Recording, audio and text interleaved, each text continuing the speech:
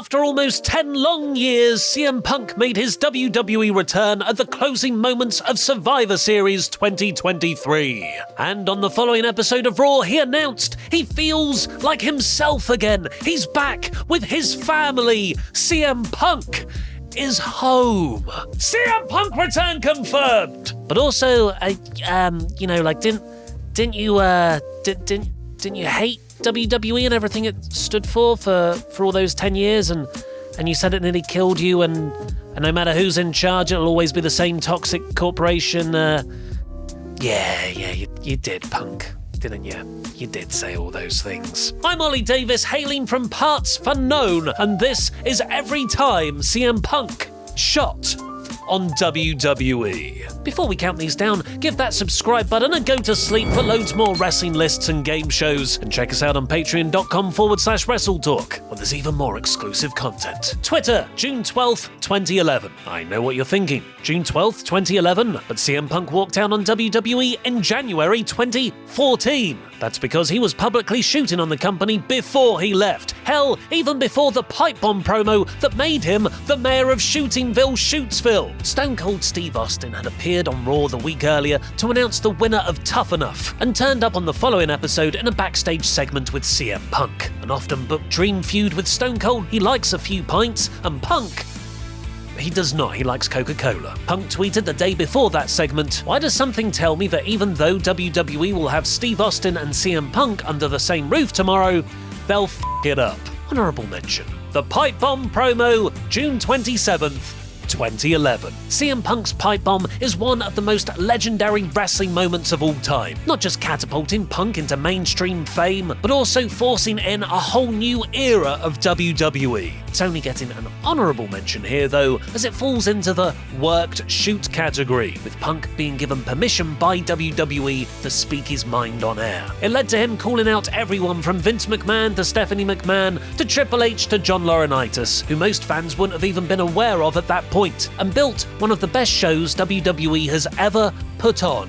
Money in the Bank 2011. The Art of Wrestling podcast, November 27th, 2014. If this was a ranked list, this would be number one. CM Punk's tell-all appearance on Colt Cabana's Art of Wrestling podcast, listing all the reasons he left WWE, is probably the most impactful wrestling shoot interview ever recorded. 10 months after Punk walked out of WWE, CM Punk shot on everyone. He accused The Shield of not asking enough questions, while also claiming to have invented them. Alleged Ryback tried to shorten his life. Claimed WWE doctor Chris Amman failed to treat Punk's staph infection, claims which led to a lawsuit that would destroy Punk's friendship with Cabana, and that Triple H and Vince McMahon conspired to fire him on his wedding day. He alleged working at WWE was seriously damaging his health, and that he was resentful he wasn't given the same movie, sponsorship, and WrestleMania main event opportunities as part-time stars like The Rock and Brock Lesnar. Sports Illustrated, Extra Mustard, April 10th, 2015. The month after his Cabana podcast, Punk announced he'd be fighting in the UFC. Didn't go too well. But that meant he had to do promotional media interviews where there was only one thing anyone ever wanted to talk about. In April 2015, he spoke with Sports Illustrated, where he called WWE's backstage atmosphere shark-infested, political, and cutthroat, specifically referencing how he'd been told to wrestle 3 weeks after knee surgery. Rolling Stone, August 10th, 2015. One of Punk's more self-aggrandizing catchphrases was "best in the world," but apparently that's not enough to make it in WWE, as he told Rolling Stone in 2015, "It doesn't matter if you were the best, there's slimy backstage politics, there's always somebody trying to undercut you." Rosillo and Cannell Show, June 28th, 2016. As modern-day philosopher Justin Bieber once sang, "Never say never." Punk tried to adhere to the Biebs' advice in an appearance on the Rosello and Cannell Show in 2016, but you can feel his WWE hate got the better of him by the time he finished the sentence. When asked about a potential return to pro wrestling, he said, "No, I don't think so. But, you know, it is one of those never say never things. I just like to cover all my bases, just so some internet dweeb isn't going to be like, you said you'd never wrestle again. WWE? No, absolutely not." I guess that makes me an internet dweeb. Post and Courier, July 2nd, 2016. Still shooting on WWE 2 years after he'd left, he told Mike Mooneyham from Post and Courier in 2016, back in 2011, my contract was up, and they were trying to re-sign me for lowball figures. That's what they do to the guys.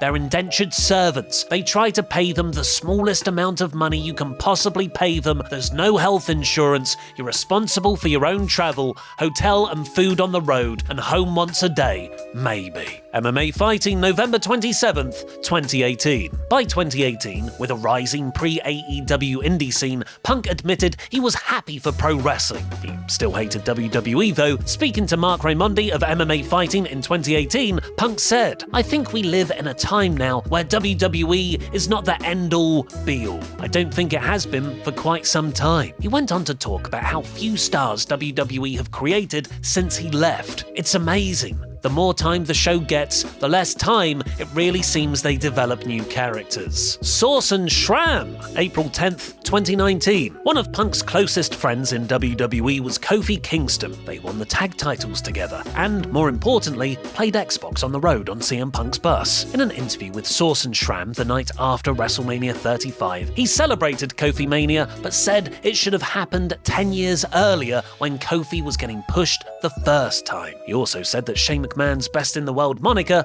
was a shot at him from WWE. Starrcast 2019. CM Punk's Starrcast 2019 interview with PW Insider's Mike Johnson was touted as his first wrestling appearance since leaving WWE 5 years earlier. He spoke about how things could have been different had WWE simply picked up the phone and called him after he walked out back in January 2014. This was the first time Punk started to display a more reconciling tone about WWE, admitting he was over his issues with the company but had nothing left to accomplish there. I'm sure that sentiment had nothing to do with reports he was in talks to host Fox's new WWE Backstage show shortly after. Reddit, October 17, 2019. His thawing attitude continued when he revealed in a Reddit Ask Me Anything that it'd have to be a very big bag of money for him to return to WWE. WWE Backstage, December 10th, 2019. If you thought Punk kind of returning to WWE by hosting Fox's Backstage talk show would have blunted his critiques, then,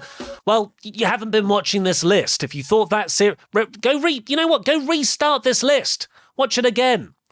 Please, it helps the views. While Punk's WWE Backstage run was ultimately disappointing, the December 10th, 2019 episode got to review the infamously terrible Baron Corbin Big Dog segment from SmackDown, which Punk repeatedly referred to as garbage, while saying WWE creative was bad, as the WWE contracted hosts scrambled for a way to move on as fast as possible. That Saudi Arabia Blood Money Miz tweet.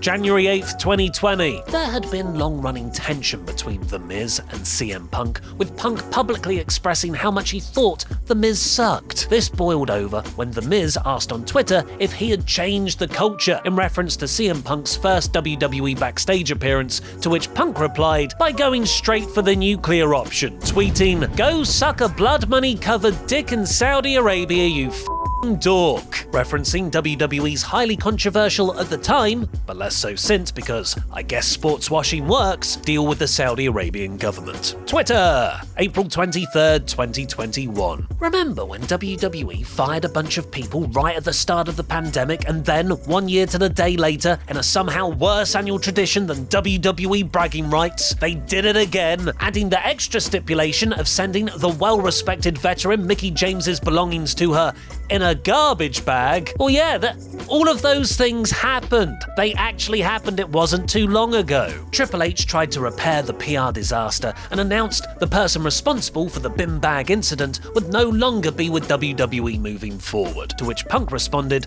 with this gif that encapsulates the sarcastic vibe of, "Sure, if you say so." Also, just in case everyone gets annoyed with the way I pronounced GIF just then, GIF. It can also be pronounced GIF. Although the inventor of the GIF calls it the GIF, so, he would know, wouldn't he? The First Dance, AEW Rampage, August 20th, 2021. CM Punk's AEW debut in Chicago was one of the most magical nights in that company's, nay, in pro wrestling's history. And Punk took that opportunity to get a couple of shots in at WWE in his first promo, saying, "I was never going to get healthy physically, mentally, spiritually, or emotionally staying in the same place that got me sick in the first place." He continued, saying he left pro wrestling when he went to WWE and that WWE stamped the passion out of him. AEW First Dance press conference, August 20th, 2021. Punk got a few more shots in at that same show's press conference, where he compared his debut that night to some of the other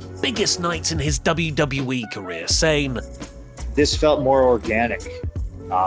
This one did not feel like a job." Angie Taylor Show, August 31st, 2021. On The Angie Taylor Show, shortly after his AEW debut, Punk revealed that a WWE return was never on the table, implying he didn't want to go back there, which does kind of contradict his own very big bag of money WWE return comment on Reddit. Busted Open Radio, September 1st, 2021. Nevertheless, Punk doubled down on this on Busted Open Radio a few weeks later, reiterating many of his gripes against WWE from his final year with the company, and how he felt the culture would have killed him by working through injuries, while also managing to get a bonus shot in at how WWE's Hall of Fame works. I would have kept going until I literally could not go anymore. And then what? Then I'm and then I get posthumously inducted into a Fugazi Hall of Fame. ESPN, September 3rd, 2021. Continuing to claim it was he who turned down WWE, not the other way round, Punk told ESPN WWE reached out to him about a return in late 2020. "I remember one of the first things I ever said to them was, above all,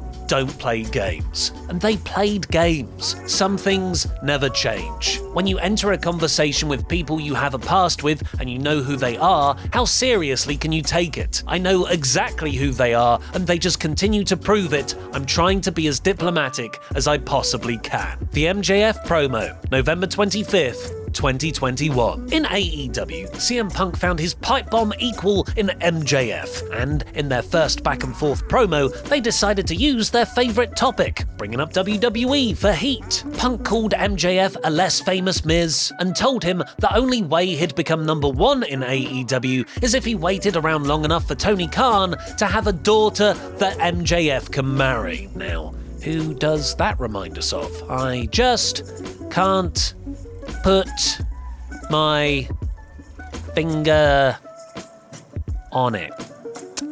The other MJF promo, January 5th, 2022. In their other big promo together, Punk brought up MJF's repeated kayfabe threats to jump ship to WWE, heavily insinuating WrestleMania is watered down and WWE fire everyone anyway. If you think the grass is so greener on the other side, be my guest. Go ahead, leave. Main event night 4 of a buy one get one free extravaganza, and then get released faster than you last in the sack. AEW Revolution press conference, March 6th, 2022. Punk's second match against MJF happened at Revolution 2022, which coincided with AEW president Tony Khan purchasing the promotion that first made Punk's name Ring of Honor. When Punk was asked about his thoughts on the acquisition after the show, he cried tears of literal joy, saying he was happy that ROH was in the hands of somebody who treated well, and not a tab on a shitty, confusing app. A shot at Peacock's version of the WWE network. Punk finished saying Vince McMahon owned too much of his career as it was. Well, he'll have a bit more now.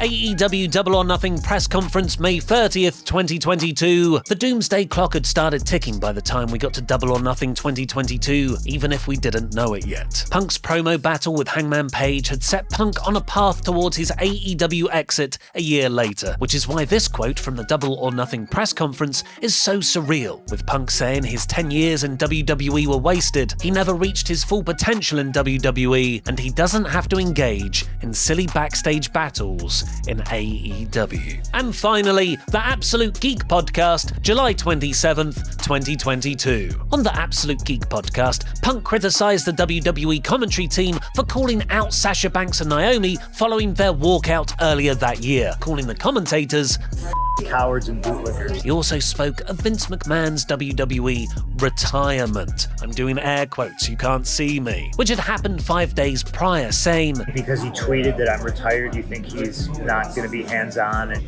I don't think the structure there, I don't think the culture there changes at all. now go watch my list on Wrestle Talk about all the times that AEW wrestlers warned us about CM Punk. Yeah, actually, that's pretty obvious. That was all going to happen. You probably should have listened to all those alarm bells. But in the moment, when you're just so happy the person who left you high and dry 7 years ago returns to your arms and says, I ain't